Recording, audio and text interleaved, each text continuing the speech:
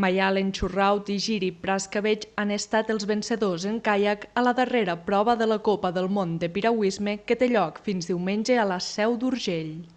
Pel que fa a l'urgellenc, Miquel Travé ha quedat en 13a posició i David Llorente en 11a.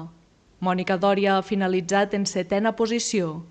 Més de 200 palistes de 45 països prenen part en la competició amb unes 450 inscripcions en les diferents modalitats.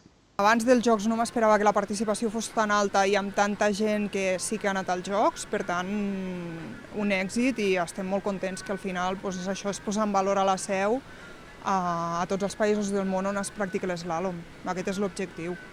En canoa es decidiran els vencedors dissabte al matí. Núria Vilarrubla ha fet el millor temps en les classificatòries.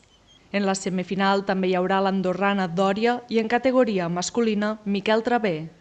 El palista urgellenc Marc Vicente ha quedat fora de competició amb una 10a posició. Diumenge, la prova de caiac cross tancarà l'esdeveniment esportiu. L'audiència que ha tingut als Jocs de París ha estat impressionant i és una disciplina que ha vingut per quedar-se, perquè és el futur de tot el moviment olímpic i de tota la gent jove al final. El Parc Olímpic del Segre és el darrer escenari de la Copa del Món de canoa eslàlom que decidirà els guanyadors absoluts.